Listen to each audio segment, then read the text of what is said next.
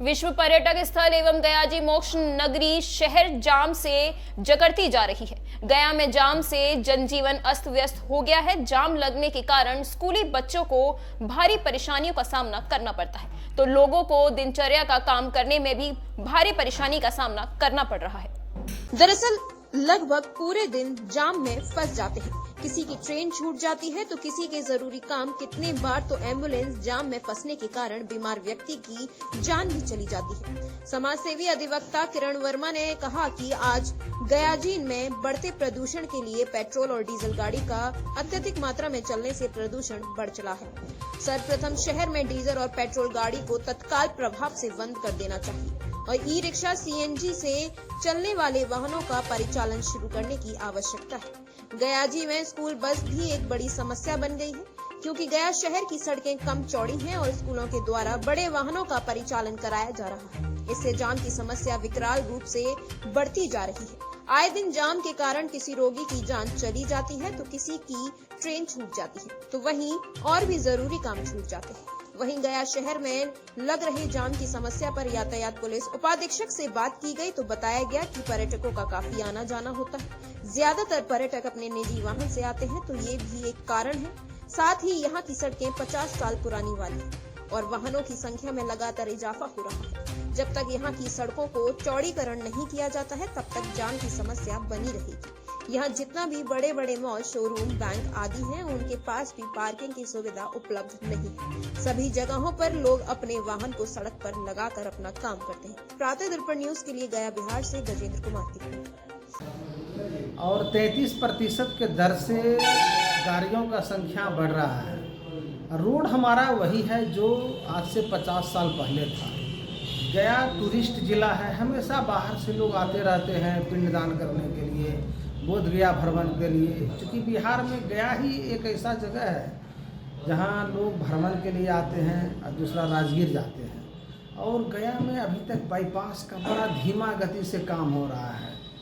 विगत हम तो 3.5 साल हो गया इस जिला में। बाईपास अभी तक सुन रहे हैं काम हो रहा है, अभी तक कंप्लीट नहीं हुआ है। और हर गाड़ी को तब मेन बाजार से ही जाना पड़ता है। अब जिसको झारखंड जाना हो, पटना से झारखंड जाना है, तो वो हमेशा मेन रोड से जाएंगे, जीबी रोड होके वापस लौटेंगे।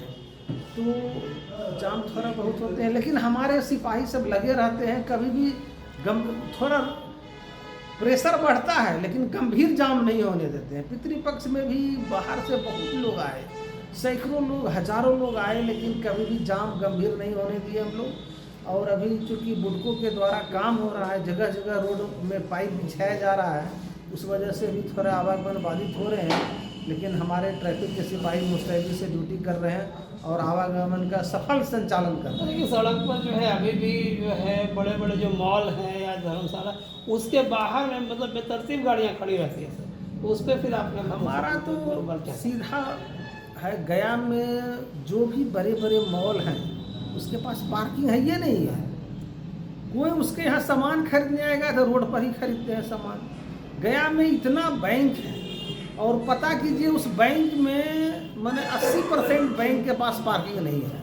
अब बैंक खोल दिए हैं, ग्राहक आ रहे हैं, वो बाहर में जाकर के गाड़ी रोड पर लगा रहे हैं, तो उससे आवागमन बाधित होते हैं। सर, लेकिन नो एंट्री के बावजूद भी बस का एंट्री देखने को मिलता है विश्वपथ क्षेत्र में। बस वगैरह क्या है ना, वो बस को हम लोग, बस का स्टैंड है ना, जहाँ बस स्टैंड है वहाँ पर बस लोग जाते हैं, वहीं पर वो सवारी उतारेंगे।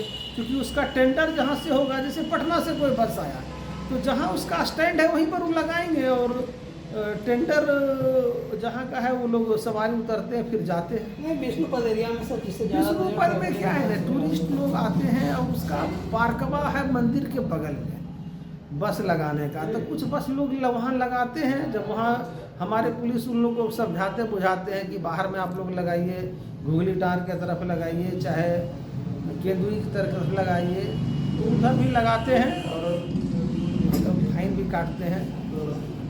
आज बिहार में विशेषकर अभी आपको जो यातायात का जो गाड़ी वगैरह है उसके चलते प्रदूषण हो रहा है, गंदगी के चलते प्रदूषण हो रहा है। और विशेषकर जब धान जो कटता है, पराली जो जलाया जाता है, उससे ज़्यादा प्रदूषण। जैसे दिल्ली और देख रहे होंगे, जब पंजाब वगैरह में बहुत तेज़ी से प्रदूषण फैल रहा है। गया में यातायात की स्थिति क्या है? यातायात की बहुत खराब है, जाम रहता है हर समय, देखें उस पर जाम में जाता है। कैसा फील करते हैं आप जाम में फंस जाते हैं तो? बहुत ज़्यादा समस्या है और तो फील करते हैं। 1 घंटे तक पहुँचते, चौक तक पहुँचे 1 घंटा से, कितना जाम था वहाँ पर, जाम में है हर जगह, चौक से यहाँ तक जाम नहीं है। जिम्मेदार इसको किसको मानते हैं? इसके लिए जिम्मेदार किसको मानते हैं आप? जिम्मेदार की तो हर आदमी, इसमें पब्लिक भी है, ज़्यादा पब्लिक भी मानते हैं, जो गाड़ी वाले हैं, रिक्शा है, टेम्पो वालों को मानते हैं, इधर उधर टेम्पो लगा देते लोग हैं। अपना परिचय दे दीजिए। परिचय दे दीजिए। अमरिंदर कुमार सिंह, क्या करते हैं आप? कृषि विभाग में है। रोड में देखिए जाम की परिस्थिति का सामना हम लोग को करना पड़ता है। कारण है कि अगर ट्रैफिक का व्यवस्था सही किया जाए प्रशासन की ओर से तो सब सही रहेगा। आप एक व्यक्ति बोले कि ट्रैफिक का व्यवस्था पब्लिक चाहेगी तो हो सकती है, नहीं, अगर प्रशासन चाहेगी तो हो सकती है। क्योंकि उदाहरण स्वरूप आप देख लीजिए, पितरपक्ष मेला रहता है तो प्रशासन वन वे व्यवस्था करती है तो पब्लिक उसका अनुपालन करती है और उसका अनुपालन करती है और ट्रैफिक व्यवस्था सही रहता है। आए दिन देखिएगा कलेक्ट्रेट का भाग, राजेंद्र आश्रम, किला धर्मशाला, जीबी रोड, आए दिन चौक सराफा सारा एरिया को देखिएगा तो ट्रैफिक से हम लोग परेशान रहते हैं। एसएसपी जिस समय राजीव मिश्रा थे उस समय भी हम आवाज़ उठाए थे कि ट्रैफिक का व्यवस्था किया जाए, 1 वे किया जाए और जनता को राहत मिलेगा इससे। और लेकिन उस पर कोई अनुपालन नहीं होता है। जब पितरपक्ष होता है तो ट्रैफिक नजर आता है और उसके बाद आए दिन कोयरी बारी, राजेंद्र आश्रम, किला धर्मशाला, ये सारा जगह और ट्रैफिक। अब देखिए आपके वरीय अधीक्षक कार्यालय है यहाँ पे, देखिए केदारनाथ मार्केट है यहाँ पे, देखिए यहाँ पर कमिश्नरी है और यहाँ पर आपका कलेक्ट्रेट है। ये सारा जगह जो है ट्रैफिक से आप देखिएगा। स्कूल जब बस आती है उस समय बच्चा लोग को स्कूल जाने में लेट हो जाता है। समय पर यातायात पुलिस तो जांच में लगी रहती है। यातायात पुलिस जांच में लगी रहती है, लेकिन बहुत ज़्यादा जो देखिए यातायात पुलिस जांच में है वो सही है, हम मानते हैं उसको, और व्यवस्था है, लेकिन ट्रैफिक का व्यवस्था अगर 1 वे रहेगा तो सब सही सकारात्मक होगा।